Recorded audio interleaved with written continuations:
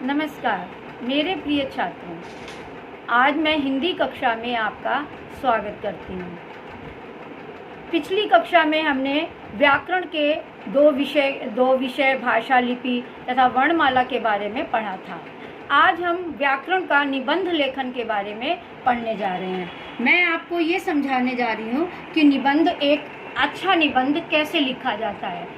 सबसे पहले मैं आपको बताती हूँ निबंध का अर्थ क्या है, निबंध किसे कहते हैं। निबंध का अर्थ है भली प्रकार बंधा हुआ, अपने विचारों तथा अनुभवों का व्यवस्थित रूप से बंधा हुआ होना ही निबंध कहलाता है। निबंध एक महत्वपूर्ण गद्य रचना है। यह एक कला भी है।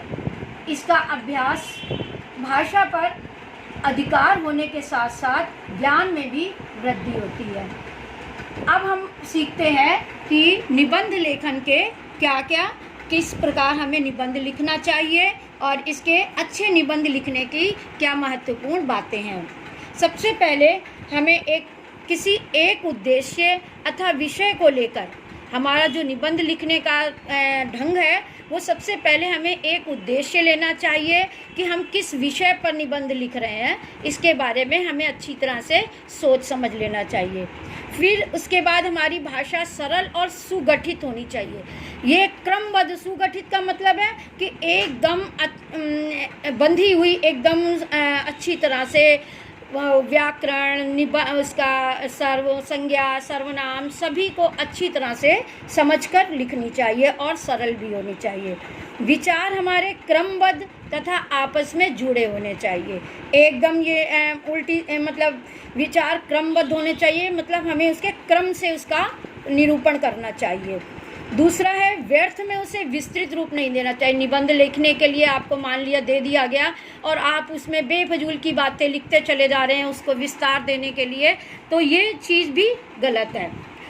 और इसके भाषा तथा व्याकरण की शुद्धता पर भी ध्यान देना चाहिए। भाषा एकदम शुद्ध, उसकी मात्राएं, उसकी व्याकरण में संज्ञा, सर्वनाम, क्रिया सब पर बहुत अच्छी तरह से ध्यान देना चाहिए। विराम चिन्हों का उचित प्रयोग करना चाहिए। मान लिया अगर हमने गलत विराम चिन्ह कहीं लगा दिया तो उसकी मीनिंग भी बिल्कुल अलग हो जाती है। तो यदि तीसरा लास्ट पॉइंट है अब आपका, यदि संकेत बिंदु दिए गए हों तो उसके अनुसार ही विषय को प्रस्तुत करना चाहिए।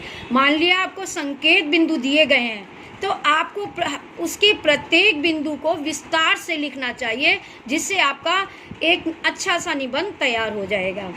अब आइए मैं इसे विस्तार से समझाती हूँ कि आप एक अच्छे आदर्श निबंध को आप किस प्रकार लिख सकते हैं।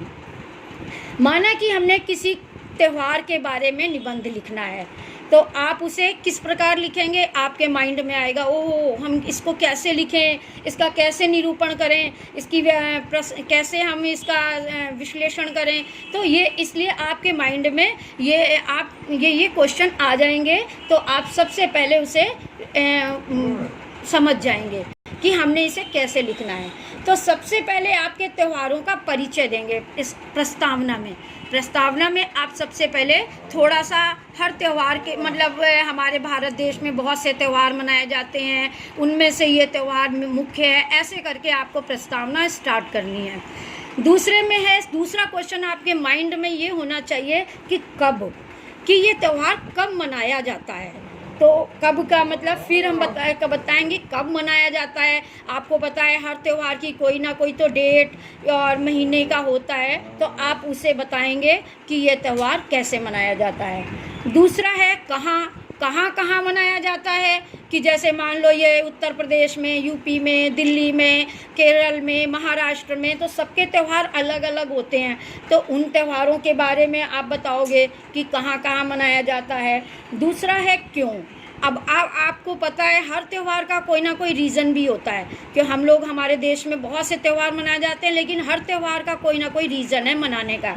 तो हम इसे अब क्यों मनाते हैं, आपको उसका उत्तर देना पड़ेगा, उसे दे देंगे।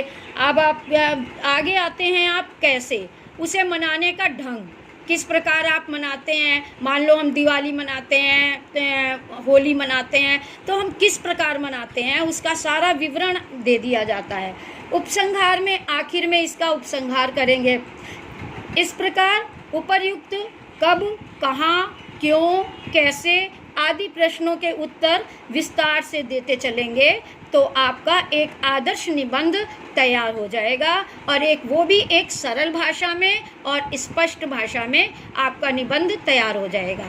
इस प्रकार आज आपको मैंने निबंध की लेखन के बारे में विस्तार से समझाया।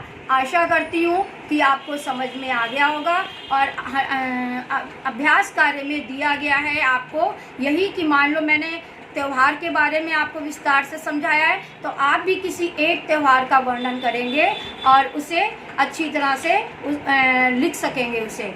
मैं आशा करती हूँ कि आप उसे अच्छी तरह से लिख सकेंगे। कोरोना से बचें, लॉकडाउन का पालन करें। धन्यवाद।